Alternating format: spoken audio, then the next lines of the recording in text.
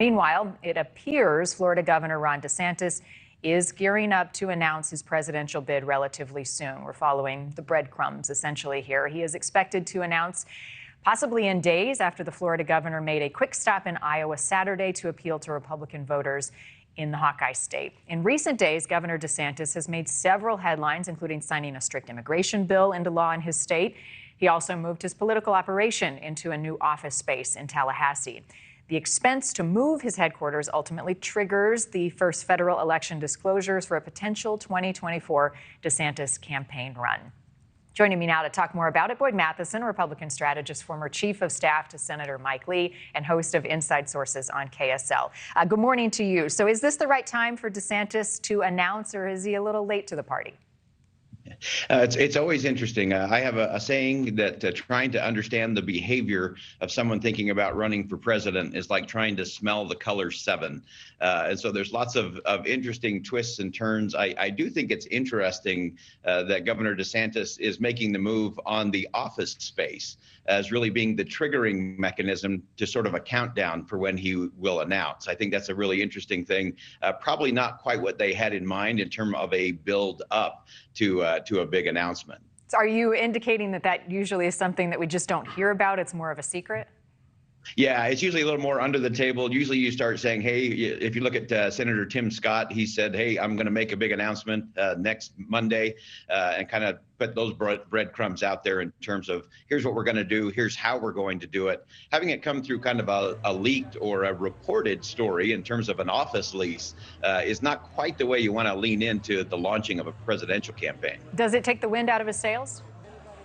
Maybe just a little bit. It's fine. As you noted, Marni, we are so early in the process that I think he'll have plenty of time to bring all the things to bear that he wants to. He's obviously focused on a message of changing the dynamic within the Republican Party, an attitude of winning, a culture of winning as opposed to losing. He's got a lot of things he's dealing with still in the state of Florida, making a lot of news on that front. So he's going to have plenty of platform. A lot of people have been trying to read the tea leaves. We have to remember that when Barack Obama was a whopping 42.5 points behind Hillary Clinton at this stage, way back before he became the president. So a lot can change. There's a long, long way to go. Right. And I think a question, Boyd, many Republicans are going to be asking themselves now and in the months ahead, can Ron DeSantis beat Donald Trump? How would you answer that?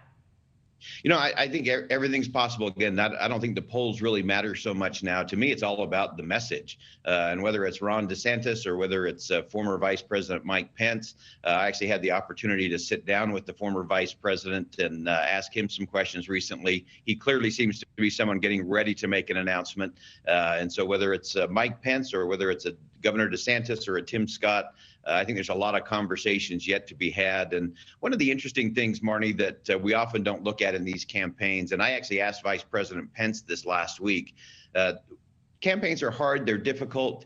Everybody thinks they're in it to win it and they have a path. But I always ask the question, whether it's someone running for president or city council, what will make all of this worth it? To go through all the headache, the heartache, the difficulties of a campaign, what will make it worth it, even if you run and lose in the end? And I actually have to say that the former vice president is talking about changing the conversation in the country, to elevating that, to getting back to some principles of integrity and discipline, and some of those conservative messages that I think he's much more comfortable with. And so I think it's an important thing for all of us to think through. What would this person do if they lost? How will they make a difference? Because that will often tell you how they'll govern. If they're just going to be there for the power, every decision will be tainted by either getting power or holding on to power, as opposed to doing what's best for the American people. So it's an interesting question to look at, and I think we should be asking it of all the candidates on both sides of the aisle before this all gets done. Yeah, well said. You know, and a lot of the ugliness of politics dissuades many qualified candidates from even getting involved at all. What did you get in terms of a sense of Pence when he may announce? I think you'll hear from the Pence camp probably by the end of the month or very early in June at the latest. As he sat down with me here in the state of Utah, we talked about his family decision, his family deliberations, and is it their duty? It was so interesting. He kept coming back to this idea of duty, and that will be the ultimate decider for him. If he feels like he has a sense of duty, not to win, but to run.